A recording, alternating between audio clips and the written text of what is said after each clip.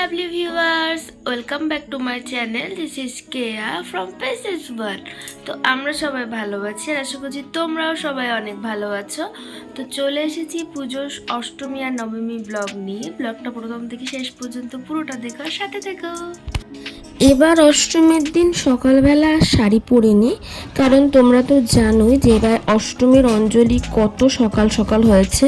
তো সেই জন্য একটা 2 পিস পরে নিয়েছিলাম, আর এই জামাটা আমাকে পুজোতে মা দিয়েছে।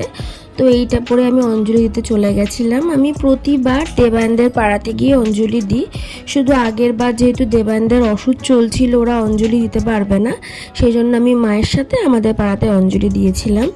শেষ পুষ্পাঞ্জলি।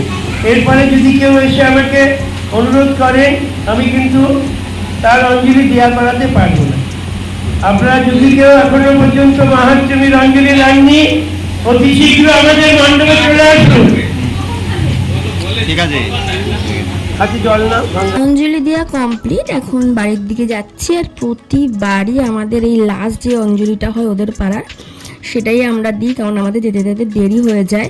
এইবার যদিও আমার দেরি হয়নি, কারণ শাড়ি পরার ঝামেলা ছিল না, কিন্তু এবার দেবায়নের দেরি হয়েছে, কারণ অত ভোরবেলা উঠতে হয়, তো ও উঠতে পারিনি, কারণ আগের দিন রাত্রেবেলা অনেক রাতে ও বাড়ি ঢুকেছে, তো সেই জন্য ওর চোখটা লেগে এসেছিল।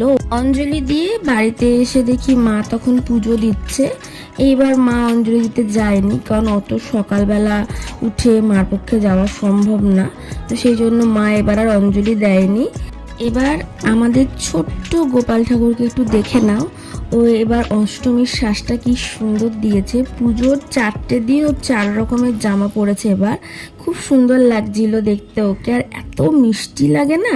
কিছুক্ষণ পর তারপরে দেবায়ন এসেছিল আমাদের বাড়িতে। ও অষ্টমীর দিন সকালবেলা প্রতিবার আমাদের বাড়িতেই সকালের ব্রেকফাস্টটা করে। তো ব্রেকফাস্টে আমাদের প্রতিবারই সেম লুচি আর ছোলার ডাল হয়, তো এবারও সেটা হয়েছিল দুপুরের দিকে। তারপরে আবার ওদের পাড়াতে আমি গেছিলাম, আর তখন সম্ভবত ওই নবমীর যে যজ্ঞটা হয় সেটা হচ্ছিল। এবার তো অষ্টমী আর নবমী একই দিনে পড়েছে। এই যে দুপুরবেলাতে আমি শাড়ি পরেছিলাম, আর এই শাড়িটা আমাকে বাবি দিয়েছে এবার পুজোতে। শাড়িটা সব ঠিক ছিল, বাট ব্লাউজটাতে একটু ডিফেক্ট ছিল, বাট ঠিক আছে, আমি কিছুক্ষণের জন্য যেহেতু পরেছিলাম সেজন্য খুব একটা অসুবিধা হয়নি। তারপরে বসে পড়েছিলাম লাঞ্চ করতে। প্রতিবার অষ্টমীতে দেবায়নদের পাড়াতেই ভোগ খাওয়ানো হয়, তো সেখানে আমিও যাই, খুব টেস্টি ভোগগুলো করে, কিন্তু প্রতিবার একদম সবার শেষে আমরা খেতে বসি। মানে হাস্যকর লাগে, ক্যাটারের লোকগুলো তো মানে বিরক্ত হয়ে যায়, তো সবার শেষে যেহেতু বসতে হয়, কারণ যেহেতু দেবায়নদের পাড়ার পুজো, সব লোকদেরকে খাওয়ানোর দায়িত্ব থাকে ওদের ওপরে একটা, তো ওরা নিজেরা তো আগে আগে খেতে পারে না, তো সেই জন্য আমরা সবার লাস্টেই বসি। তারপরে কিছুক্ষণ এদিক ওদিক ঘুরছিলাম, ঘুরে কিছু ফটো সেশন করে তারপরে এই যে আমি এখন বাড়িতে যাব। তোমরা দেখেই বুঝতে পারছো বিকেল বিকেল হয়ে অন্ধকার হয়ে গেছিলো। বাড়িতে এসে কিছুক্ষণ রেস্ট নিয়ে তারপরে আবার সন্ধ্যাবেলায় বেরিয়েছিলাম ঘুরতে। পুজোর কটা দিন তো একটু এরকমই হয়, মানে সকালবেলা এই ঘুরে এসে কিছুক্ষণ রেস্টও নেওয়ার টাইম পায় না, আবার সন্ধ্যাবেলা বেরোতে হয়। এই 4টে দিনেরই তো উৎসব। সবার প্রথমে চলে গেছিলাম আমি যেই পাড়াতে থাকি সেই পাড়ার ঠাকুরটা দেখতে। আর তোমরা তো জানোই যে ভাঙড়া পাড়ার ঠাকুরটা কত সুন্দর করে। তারপরে একের পর এক ঠাকুর দেখছিলাম, তার ফাঁকে একটু ফুচকাও খেয়ে নিয়েছিলাম, কারণ পুজোর এই 4টে দিন আমি আর কিছু খাই না খাই ফুচকাটা রোজ খেয়েছি। অষ্টমীর দিন আমরা আমাদের বাড়ির আশেপাশে মানে কাছাকাছি যেসব ঠাকুরগুলো দেখা হয়েছিল না সেগুলো দেখেছিলাম। কোনটা কোন পাড়ার ঠাকুর সেটা আমি হয়তো বলতে পারবো না, কিন্তু আমি আশেপাশের ঠাকুরগুলি অষ্টমীর দিন দেখেছিলাম।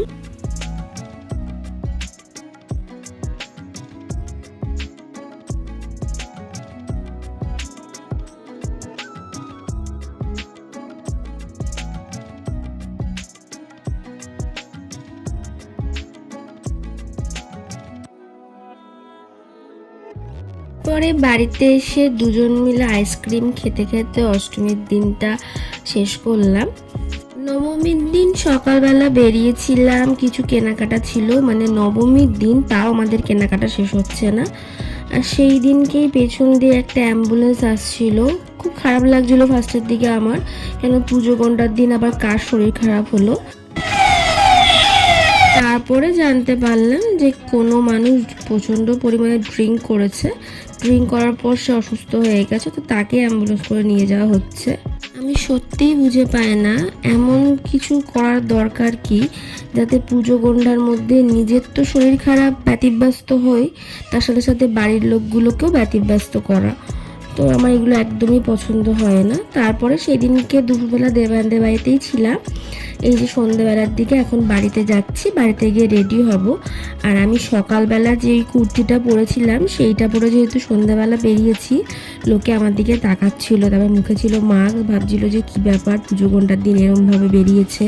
তো আমারও একটু লজ্জাই লাগছিল, কারণ সবাই কত সুন্দর করে সাজুগুজু করে বেরিয়েছে আর আমি ওইদিকে কিচ্ছু করিনি, চুলটা একদম খোপা করে ওপরে বেঁধে নিয়েছিলাম, নিয়ে বাড়িতে আসছিলাম যেহেতু, সেই জন্য বাড়িতে এসে তারপরে রেডি হয়ে মা বাবুর সাথে ঠাকুর দেখতে বেরিয়েছিলাম।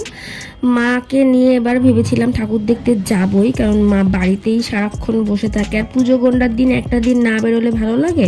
তো সেই জন্য জোর করে কান্নাকাটি করে মাকে নবমীর দিন ঠাকুর দেখতে নিয়ে বেরিয়েছিলাম। আশেপাশের কটা ঠাকুর দেখে তারপরে যেহেতু 10টা পর্যন্ত না কটা পর্যন্ত টুকটুকি অ্যালাউ নেই, ভ্যানে করে চলে গেছিলাম দেবানদের পাড়ার ঠাকুরটা মাকে দেখাতে।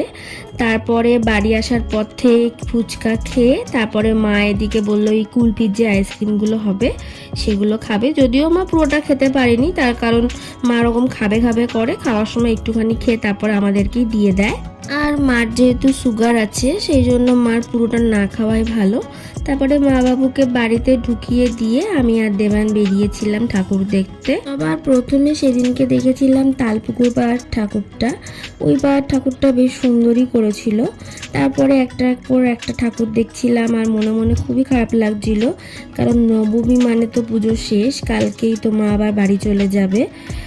তো খারাপ লাগছিল, বাট কিচ্ছু করার নেই, আজকের রাতটাই শেষ, এনজয় করা।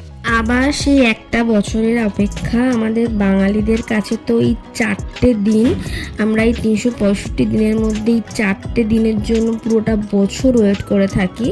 তারপরে আমি গেছিলাম, আমি ঠিক জানি না, মনে হয় এটা সড়কপাড়ার ঠাকুরটা, খুব সুন্দর ওরা থিম করেছিল।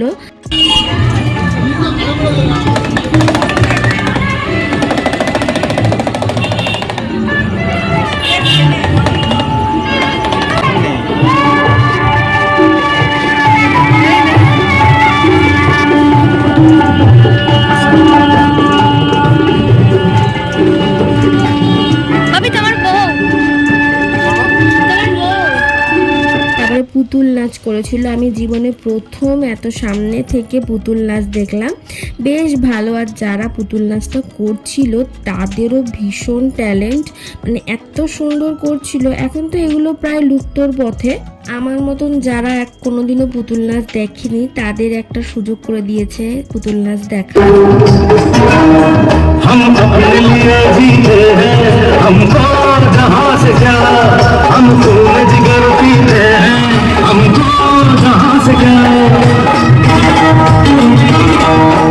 অনেকক্ষণ আমরা পুতুল নাচটা দেখলাম, তারপরে ওখান থেকে চলে গেছিলাম বড় বাজার মাঠে, মানে হ্যাপি ক্লাব মাঠে। ওখান থেকে দেবান খেয়ে নিচ্ছিল মথুরা কেক।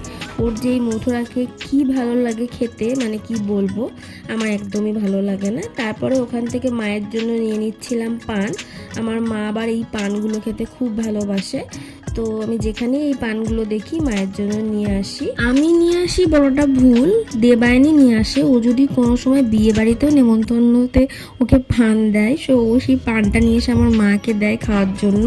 তারপরে আমরা পাঁপড় কিনে নিয়েছিলাম, পাঁপড়টা খেতে খেতে মেলার এদিক ওদিক ঘুরে দেখছিলাম। আর এই পাঁপড়টা বেশ ভালোই লাগে খেতে, আমরা যেখানে কোনো মেলা টেলা হয় সেখান থেকে আমরা এরকম পাঁপড়টা কিনে খাই। তারপরে ওখান থেকে চলে গেছিলাম বিরিয়ানি আনতে, কারণ তোমরা তো জানোই এবার পুজোর ডেটগুলো কতটাই বাজে পড়েছে, কোনো দিন কিছু ভালোভাবে খেতে পারিনি। তো সেই দিনকে রাত্রেবেলা আমরা বিরিয়ানি খেয়েছিলাম। বিরিয়ানি কিনে চলে গেছিলাম কোল্ড ড্রিঙ্কসের দোকানে। এবার আর প্রতিদিন যে কোল্ড ড্রিঙ্কস কিনেছি সেটা তোমাদের সাথে শেয়ার করিনি, কিন্তু প্রতিদিনই কোল্ড ড্রিঙ্কস কিনেছি, শুধু আজকের দিনেরটাই তোমাদের সাথে শেয়ার করলাম। তোমরা তো জানোই আমি কত কোল্ড ড্রিঙ্কস খেতে ভালোবাসি। বাড়িতে এসে তারপরে ডিনারটা সেরে নিচ্ছিলাম। তো আজকের এই পুজোর ব্লগটা এখানেই শেষ হচ্ছে। আশা করছি তোমাদের ব্লগটা খুব ভালো লেগেছে। ভালো লাগলে একটা লাইক কমেন্ট শেয়ার করে দিও।